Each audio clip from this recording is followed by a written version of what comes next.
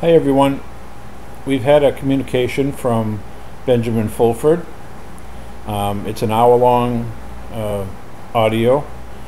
If you want to listen to it, just go do a search on YouTube for Benjamin Fulford GoNob, GoNob, and that will take you to the file that you can watch. But if you don't want to watch it, I'll give you a quick idea. Don't want to listen to it. I'll give you a quick synopsis of what he had to say. Now, just for everybody's information, Benjamin Fulford lives approximately 200 miles from Fukushima, where they had the 5 reactors or whatever meltdown or whatever they did. Now, in our radio and TV and everything else, they talk about Fukushima like, oh God, it's the worst thing that's ever happened. The people are dying. They're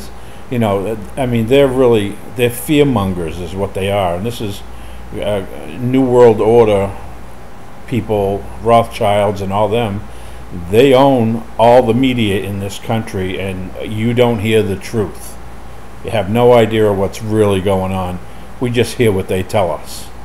And they're liars. That's all. They're liars. Can't say it nice. That's what they are. They're lying. So anyway, Benjamin, he was concerned about the radiation levels over there. So he went and he bought himself and a couple of his friends bought Geiger counters. And they went to Fukushima. And they started taking readings all over the place. Guess what? There's not radiation all over the place. It may be right in Fukushima where the event happened, but he said, he had a hard time finding any raised levels of radiation in all the places that he looked, and he had, quite a few people with him doing the same thing. So it looks like mainstream media and the fearmongers, it's a lie. It's a psyop. And he even says that himself, that it's a psyop.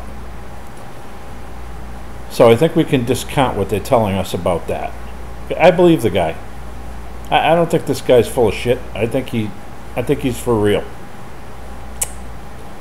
Now, he also had some history lessons to tell us as to, and some of this I'm going to add a little bit from one of his other interviews, so that you can get an idea of what's going on. Like, I've always wondered, why would they want to pull off something like 9/11? What would they have to gain? Okay, yes, they wanted to, go to war over in Iraq and stuff, and so they claimed all the WMDs and all that crap, which we already know was a big lie, right? Anyway, I wanted to figure out why they would bother blowing up those 2 buildings and the other one, Building 7. What did they have to gain? I was always had a clouded vision as to why they would do it. Well, Benjamin has put out what I would call the truth. More than likely it's the truth. And you have to go back in history. And I'll do this quickly. You don't need to have, people, when you talk about history, their eyes glaze over. But you have to know a little bit of history so that you can figure out what's going on today. And it turns out that at the bottom of the World Trade Center, they were storing millions of tons of gold down there. Not to mention, but in that building they also held all the financial records, for all the big banks and everything else. So if that stuff disappeared, there's a lot of motive there. But it came to be more than that. It wasn't just getting rid of those records and stuff. There was more to it. Now, back in 1936, Japan and China were at war with each other. And as it turns out, the both of them were buying their weaponry from us, from the United States. And guess what they were paying it with? They were paying for the weapons with gold. China and Japan together were sending over approximately $10 million worth, 5 million ounces of silver, of gold, every week. They were sending the gold on ships to San Francisco. And then the rifles and all that stuff would be loaded onto the ships, and they'd go back and to both Japan and to China, and we were given each side the weapons to fight each other. Man, what a sucker's game, huh? Well, anyway, Japan and China, especially China, was definitely afraid that the Japanese were going to come in and take over and steal all the gold that they had amassed from years and years and years of trade with the European nations from way back, like in the 15, 16, 1700s, So they made a deal with our government, and some of the other countries over in Asia, they made a deal also to send their gold, because they trusted the United States. They sent their gold over here, and in return for that gold, they were given these special kind of bonds that could be traded without having to have the actual gold. Well, that sounds a lot like our dollar bill. Okay, that ain't such a good deal, is it? Anyway, so now not only do they have the gold coming in that they're buying weapons with, but they're also, all those countries are sending gold over to us for safekeeping. And from there it went to the Federal Reserve. We know what a bunch of crooks they are, right? Okay. So in return they got these bonds, and these bonds were, the major families, the rich families in both Japan and China had these bonds, and not just China either, I would say Asia in general. So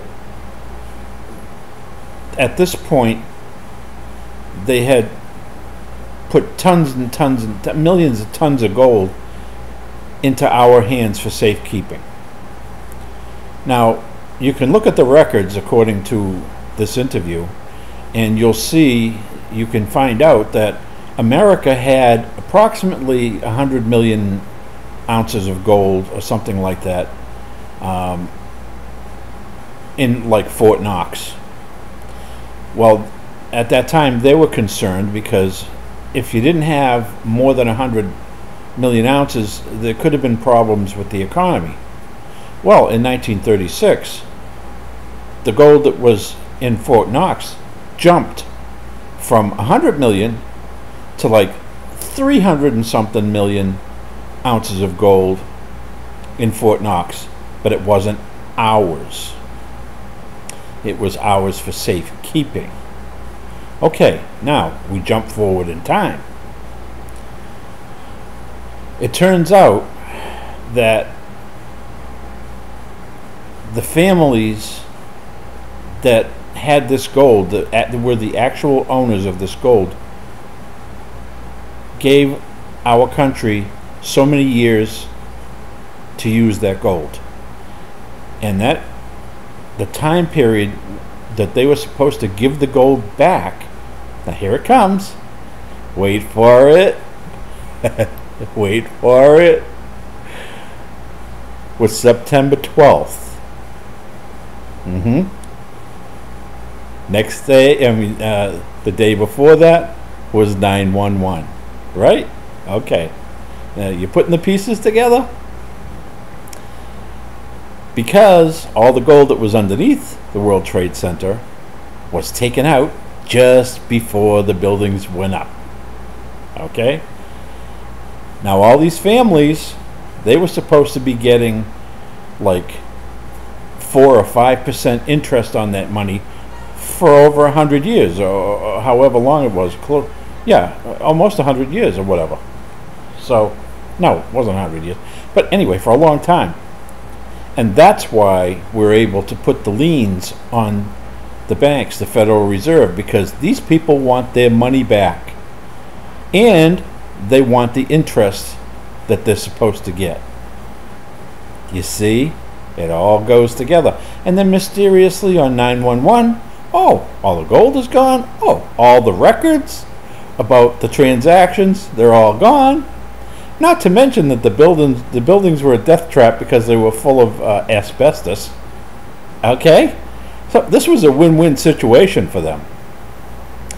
They knocked the buildings down, all the evidence is gone, and mind you, the Pentagon was hit right in the area that they were doing the research, because Donald Rumsfeld said at that time that there was like $2 or $3 trillion that was missing from the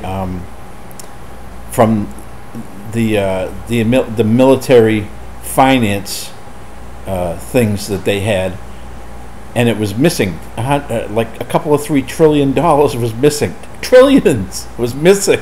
They didn't know where it was. Well, all the records and the people that were investigating were right down there where that missile hit and made that round hole in the Pentagon. Oh, what a tangled web we weave. This whole thing just stinks right to the bottom. And now I've got some idea as to why that all happened. And so do you. You got to listen to this guy if you got the time. But now you have a little idea of what it was all about. So next time something comes out, I'll get back to you again. Have a good day. Bye.